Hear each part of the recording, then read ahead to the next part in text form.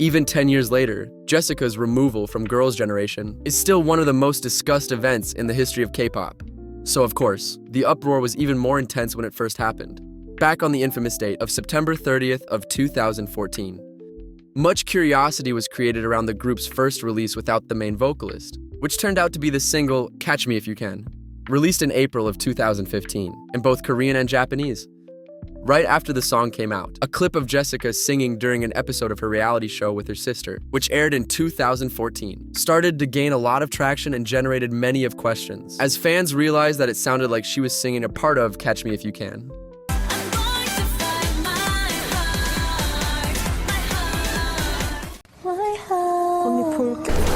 Catch me if you can. The clip made fans began to speculate that Jessica was originally a part of the release. But after she was kicked out, SM was forced to change plans, thus re-recording the song and MV with the remaining members. A video of the group apparently teasing its choreo during a concert in Japan in June of 2014 was also brought back to light, and a video posted on YouTube theorizing parts that could have belonged to Jessica at first gained popularity among the fandom.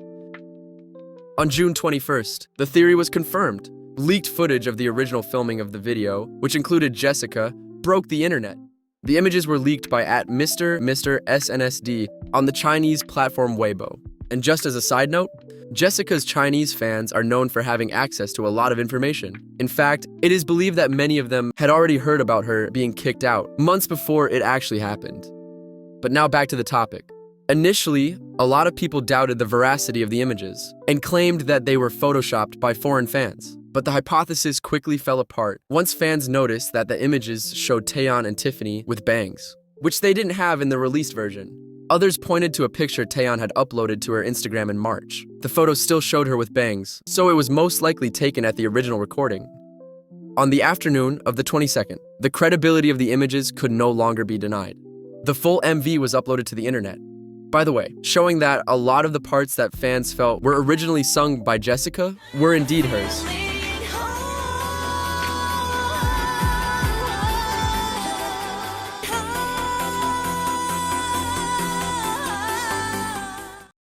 The leaking of the original recording of Catch Me If You Can has sparked the belief among fans that we have a whole OT9 photo shoot lost.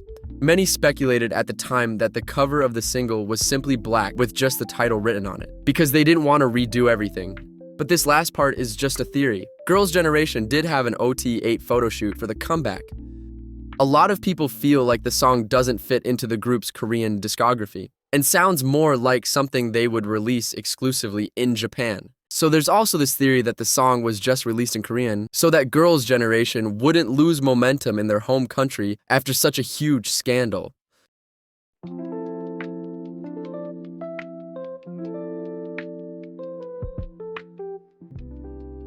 Being two of the trendiest idols the industry has seen, Jessica and Krystal gained a huge following separate from the fandoms of their respective groups. Aside from being members of iconic groups who were active at the same time, the Jung sisters were famous for their style and mysterious yet charming auras, making them become a sensation and the first idols to receive the title of Ice Princesses. They had several projects together over the years and already went viral with their unforgettable TikTok cover back in 2010, which further increased the fan interest on an official collaboration between the two. Eventually, we got the OST Say Yes, but why only release a theme song when you can release a whole album? The demand for Jessica and Krystal to form an official duo and release music was immense. And as both of them were under the same company, it was a very viable thing to happen. And it actually did. I mean, almost. On April 18th of 2014, a guy who worked with them posted a selfie to his Instagram account with the hashtags filming Namyeongju, Jessica, Krystal, music video. A user left a comment asking if they were shooting an MV for Jessica and Krystal, to which he replied, yes, new song and MV. Just a day later, Girls' Generation's manager posted a picture of a set and wrote in the caption, Jessica and Krystal. The girls were seen working together a lot around this time, and a fan made a post saying that they saw their stylist shopping ballet clothes at a store, but deleted it soon after it started to gain traction. Fans went crazy and couldn't wait to hear on the official news. But as we all know, Jessica was kicked out of Girls' Generation in September. Following all the mystery and confusion surrounding her withdrawal, fans had no idea what would happen next. Would Jessica go solo? Would she finally debut a subunit with her sister?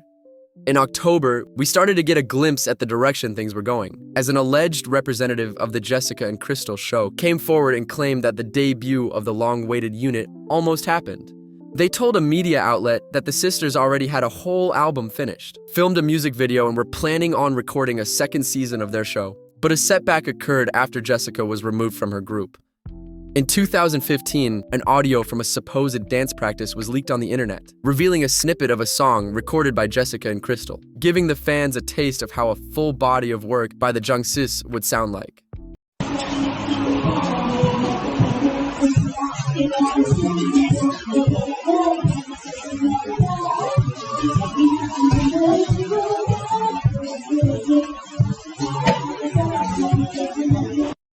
Jessica was the first sister to leave SM Entertainment in August of 2015. Krystal parted ways with the company in 2020, which leave fans to think that the album will never see the daylight, especially since none of them left the label under the best circumstances.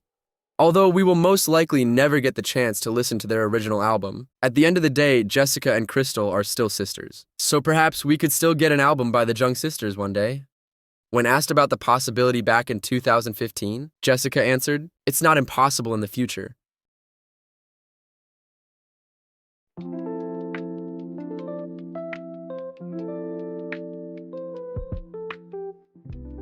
In 2013, MBK announced that the subunit of their iconic group T-ara N4 would be debuting in the United States with the support of North American rapper Chris Brown. The girls spent time promoting in LA alongside different rappers and working with American producers on a brand new track. The track was called Misunderstood and would serve as their American debut song. But for an unknown reason, MBK scrapped the idea and the international career of the unit never got off the ground. Thankfully, one of the producers who worked on the song shared a snippet on social media, so at least we can have an idea of how the track sounds like. Up in the studio.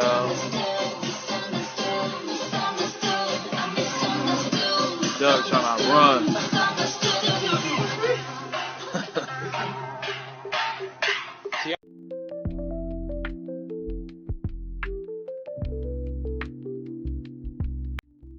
T-ara has a long list of unreleased and scrapped projects, many of which fans were still able to get their hands on even if just a snippet. But that does not apply to every case, as the group has a whole MV recorded that never saw the daylight. In 2013 as well, MBK partnered with the 3D game Gumi Monogatari, a Japanese pachinko game that is very popular in the country. T-ara re-recorded several of their past Japanese videos for the game. These videos were only included in the game and never had an official release, so for a long time they were very rare. Until a few years ago, a fan uploaded all of them on YouTube in the best quality possible, allowing a lot of fans to see them for the first time ever, even though not all of them are complete. These MVs stand out not only for being exclusive content, but also because they were recorded by the lineup that is considered the official T-ara formation, performing their earliest and most iconic hits. So whenever a fan finds out about them, it's a moment of excitement mixed with nostalgia. However, there's still one MV that they recorded for the partnership that we're still yet to see. It was announced that one of the tracks that would gain an exclusive video for the game was Sexy Love.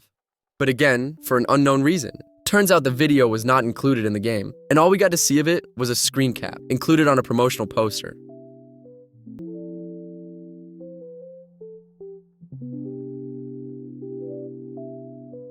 Crazy Love Song is one of the most remarkable SeeYa songs, frequently remembered as the longest-running OST for the drama Invisible Man. The ballad dominated the Korean music charts in 2006.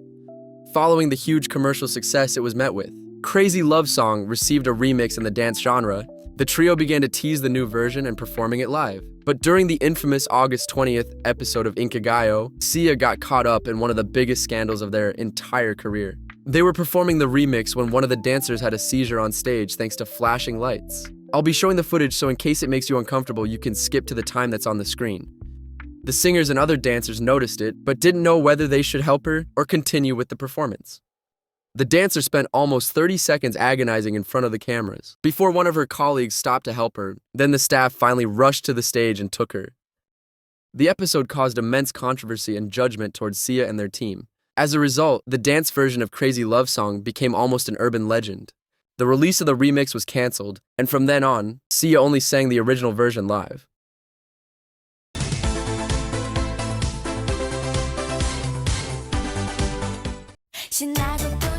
If you enjoyed this video, don't forget to give it a like and leave a comment with your thoughts. The K-pop industry is full of lost projects, so I'm sure some of you are wondering why I didn't cover some other cases. But depending on the reaction this video gets, I can bring you a part 2. It's been a while since I've done a video in this format, so let's see what you think. If you have any recommendations for future videos, feel free to share them in the comment section. Thanks for watching.